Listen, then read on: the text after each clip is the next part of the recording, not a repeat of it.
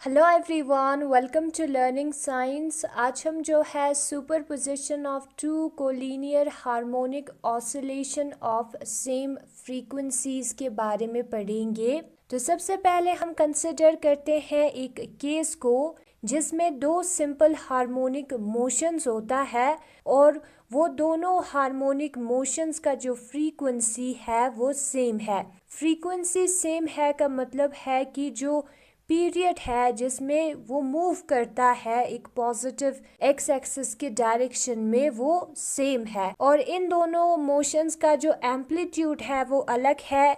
एक का एम्पलीट्यूड है A1 और दूसरे का एम्पलीट्यूड है A2 और जो फेस कांस्टेंट है θ1 और θ2 वो भी डिफरेंट है। तो ऐसे सिंपल हार्मोनिक मोशंस का जो डिस्प्लेसमेंट है वो यहाँ पे दिया है। x1 जो है वो A1 cos omega t plus θ1 होता है। x2 जो है वो इक्वल होता है A2 cos omega t plus θ2। जो हार्मोनिक मोशन है उसको हम कोस से या साइन से डिनोट करते हैं, तो यहाँ पे हमने कोस से डिनोट किया है और ये दोनों जो है डिस्प्लेसमेंट है। और जो रिजल्टेंट मोशन होगा सिस्टम का, ये दोनों डिस्प्लेसमेंट अलग अलग है। जो टोटल डिस्प्लेसमेंट होगा जो कि एक्स डायरेक्शन में मूव कर रहा है साइमल्टेनियस इफेक्ट ऑफ दो हार्मोनिक ऑसिलेशन के वजह से, दो हार्मोनिक ऑसिलेशन के वजह से जो कि एक साथ हो रहा है, वो जो है नीचे दिया है। मैथमेटिकल एनालिसिस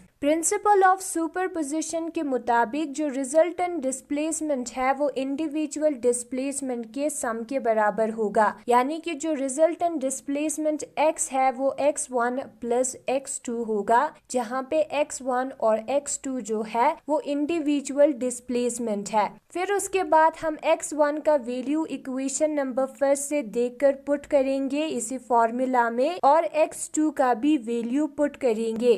तब हमें मिलेगा x is equal to A1 cos omega t plus θ1 plus A2 cos omega t plus θ2, और उसको हम इक्वेशन नंबर थर्ड कंसिडर करेंगे। हमें जो है एक टिग्नोमेट्रिक रिलेशन, टिग्नोमेट्रिक फॉर्मूला पता है। वो रिलेशन क्या है, वो फॉर्मूला क्या है? वो फॉर्मूला है cos ऑफ φ1 प्लस φ2 जो है वो cos φ1 into cos φ2 minus sine φ1 into sine φ2 के बराबर होता है। तो इक्वेशन नंबर थर्ड में cos of omega t plus θ1 के जगह पे यही फॉर्मूला हम पुट करेंगे।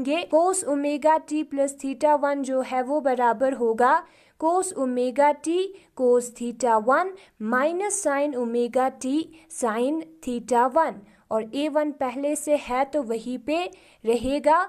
और उसी तरीके से जो सेकेंड टर्म है cos ओमेगा t प्लस θ2, उधर भी इसी फॉर्मूला को हमें यूज करना है, तो हमें मिलेगा ये वाला टर्म। नाउ यहाँ पे जो cos ओमेगा t है वो दो टर्म्स में आता है, तो हम cos ओमेगा t को कॉमन निकालेंगे, बाकी जो टर्म बचता है उसको ब्रैकेट के अंदर लिखेंगे।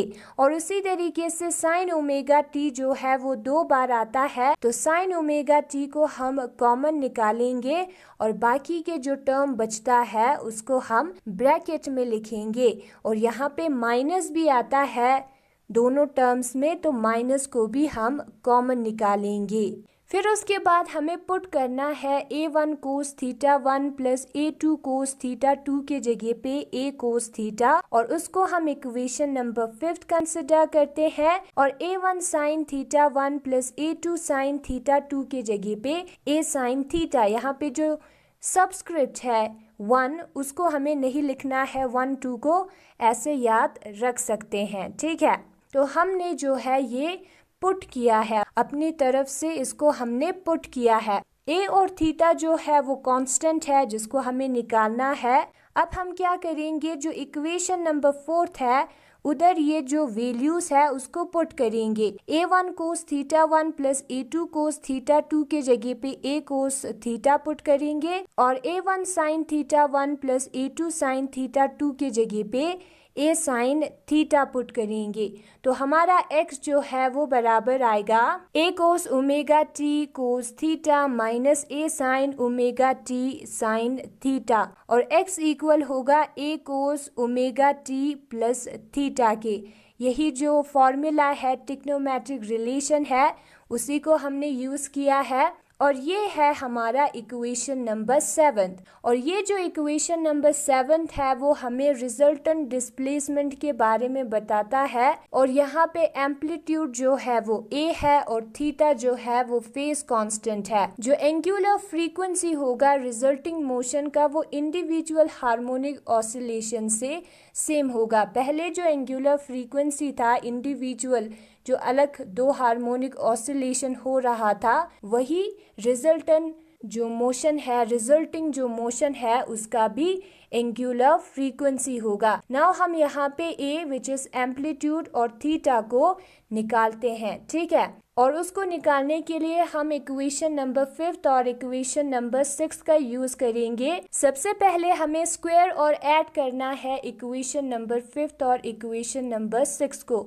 सबसे पहले हम करेंगे इक्वेशन नंबर 5 को स्क्वायर, फिर उसके बाद हम इक्वेशन नंबर 6 को स्क्वायर करेंगे, फिर उसके बाद हम ऐड करेंगे। ऐड कैसे करना है, जो लेफ्ट हैंड साइड पे इक्वल टू के लेफ्ट साइड पे जो टर्म्स है उसको हमें अलग से ऐड करना है और इक्वल टू के राइट पे जो टर्म्स है उसको हमें ऐड अलग से करना है स्क्वायर करने के बाद। तो हमें जो है यहाँ पे ये जो टर्म दिया है, ये जो इक्वेशन दिया है वो मिलेगा a square cos square theta plus sine square theta is equal to a1 cos theta 1 plus a2 cos theta 2 का whole square plus a1 sine theta 1 plus a2 sine theta 2 का होल स्क्वायर। यहाँ पे cos square theta plus sine square theta जो है 1 के बराबर होता है, फॉर्मूला है, तो बचेगा सिर्फ a स्क्वायर। और यहाँ पे a प्लस बी का होल स्क्वायर का फॉर्मूला हमने पुट किया है, तो हमें जो है ये वाले टर्म्स मिलेगा। फिर उसके बाद इसी इक्वेशन को हमें देखना है, यहाँ पे a1 square cos square theta 1 और a1 square sine square theta 1 है। a1 स्क्वायर को हम कॉमन बाहर निकाल सकते हैं, तो ब्रैकेट के अंदर बचेगा कोस square theta 1 plus sine square theta 1 जो कि 1 होता है, फॉर्मूला है, तो सिर्फ a1 स्क्वायर आएगा। और उसी तरीके से यहाँ पे a2 square cos square theta 2 plus a2 square sine square theta 2 है। a2 स्क्वायर को हम कॉमन बाहर निकालेंगे, ब्रैकेट के अंदर बचेगा कोस square theta 2 plus sine square theta 2 जो कि होता है 1, तो हमें मिलेगा a2 का स्क्वायर। फिर उसके बाद यहाँ पे 2a1 a2 दोनों टर्म्स में प्रेजेंट है, तो हम कॉमन निकालेंगे, तो ब्रैकेट के अंदर बचेगा cos of theta 1 cos of theta 2 plus sign theta 1 sign theta 2। और ये जो है formula cos of theta 2 minus theta 1 के बराबर होता है। इस फॉर्मूले को हमें याद रखना है, ठीक है, ये ट्रिग्नोमेट्रिक फॉर्मूला है। फिर हम जो है थीटा 2 माइनस थीटा 1 की जगह पे थीटा डैश पुट करेंगे, तो हमें मिलेगा इक्वेशन नंबर 8। यहाँ पे जो थीटा डैश है वो है थीटा 2 माइनस थीटा 1 और वो एक कांस्टेंट फेज है, ठीक है, ये जो है एक फेज कांस्टेंट है। और ए जो है वो हमारा रिजल्टेंट एम्पलीट्यूड है किसी भी पॉइंट पे, और ये जो है phase difference of two waves meeting at the point, phase difference पे डिपेंड होता है। फिर उसके बाद हम निकालते हैं थीटा को। यहाँ पे सबसे पहले हमने निकाला एम्पलीट्यूड को ए को, ना हम निकालेंगे थीटा को। थीटा हमें कैसे मिलेगा, थीटा हमें क्या करना है, इक्वेशन नंबर 6 को इक्वेशन नंबर 5 से डिवाइड करना है। ए साइन थीटा वाले इक्वेशन को ए कोस थीटा वाले इक्वेशन से डिवाइड करना है। इक्वल टू के लेफ्ट साइड पे जो टर्म्स है वो खुद डिवाइड होगा, राइट साइड पे जो टर्म्स है वो खुद डिवाइड होगा। तो यहाँ पे a sine theta upon a cos theta आएगा, ए और ए होगा कैंसिल, तो बचेगा sine theta upon cos theta which is equal to tan theta. तो यहाँ पे लिखा है टेन थीटा, और पहले जो है A sine theta a1 sine theta 1 plus a2 sine theta 2 आएगा divided by a1 cos theta 1 plus a2 cos theta 2, और ये है हमारा इक्वेशन नंबर 9। तो यहाँ पे हमने क्या ऑब्जर्व किया, जो सुपरपोजिशन था दो कोलिनियर सिंपल हार्मोनिक ऑसिलेशन जिसका फ्रीक्वेंसी सेम है, वो भी एक सिंपल हार्मोनिक ऑसिलेशन है जिसका एम्पलीट्यूड जो है इक्वेशन नंबर 8 में दिया है, और उसका जो फेज कांस्टेंट है थीटा है, कांस्टेंट फेज है, वो इक्वेशन नंबर 9 में दिया है। और जो रिजल्टेंट ऑसिलेशन है उसका भी फ्रीक्वेंसी सेम होगा। पहले दोनों का फ्रीक्वेंसी सेम था, लास्ट पर भी दोनों का फ्रीक्वेंसी सेम होगा। और यहाँ पे कुछ स्पेशल केसेस दिया है। दो वेव्स के सुपरपोजिशन को देखेंगे, दोनों सेम फेज में है, यानी कि θ1 इज इक्वल टू θ2 है, तो theta dash which is equal to θ2 minus θ1 वो 0 होगा। तो यहाँ पे हमें जो इक्वेशन नंबर 8 है उधर थीटा डैश की जगह पे 0 पुट करना है, और ए स्क्वायर को अगर हम इस साइड लेके जाएंगे तो अंडर रूट हो जाएगा, बाकी सारी चीजें सेम है। कोस ऑफ 0 जो है वो 1 होता है, तो हम नहीं लिखेंगे तो भी चलेगा। तो हमें मिलेगा a1 का स्क्वायर प्लस a2 का square plus 2a1 into a2 whole power 1/2।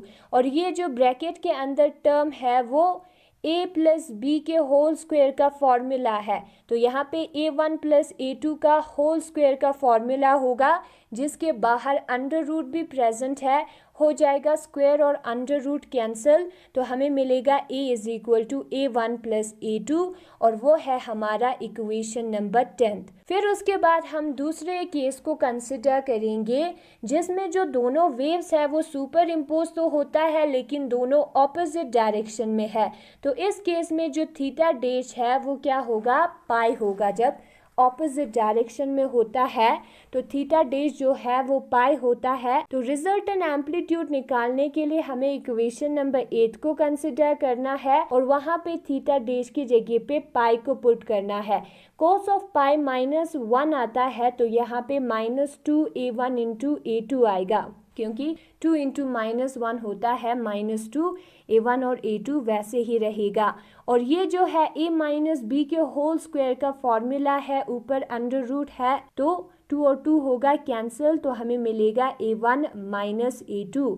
और ये है हमारा इक्वेशन नंबर 11। इसको देख के हम ये कंक्लूड कर सकते हैं कि अगर कोई दो साउंड वेव्स या दो लाइट वेव्स दोनों का फ्रीक्वेंसी सेम है और उन दोनों का एम्पलीट्यूड है a1 और a2, वो एक सेम लाइन में ट्रेवल करेगा और सर्टन पॉइंट पे वो रीच होगा। तो जो रिजल्टेंट एम्पलीट्यूड है उस सर्टन पॉइंट पे वो होगा a1 प्लस a2। तो जो साउंड है वो हमें लाउड सुनाई देगा, और लाइट के केस में उसका जो इंटेंसिटी है लाइट का वो मैक्सिमम होगा। फिर उसके बाद अगर ये जो दो वेव्स है वो ऑपोजिट फेस में होगा, तो जो रिजल्टेंट एम्पलीट्यूड है वो a1 माइनस a2 होगा। तो हमें जो है एक फीबल साउंड सुनने को मिलेगा, एक कमज़ोर साउंड जो है सुनने को मिलेगा। और जो इंटरमीडिएट फेज डिफरेंसेस है, यानी कि 0 और पाई के बीच में जितने भी फेज है, उसका जो रिजल्टेंट एम्पलीट्यूड है a1 माइनस a2 से a1 प्लस a2 के रेंज में होगा। तो यही है हमारा आज का टॉपिक। अगर आपको ये वीडियो पसंद आया तो इस वीडियो को लाइक करें, लर्निंग साइंस को सब्सक्राइब करें। Thank you so much for watching.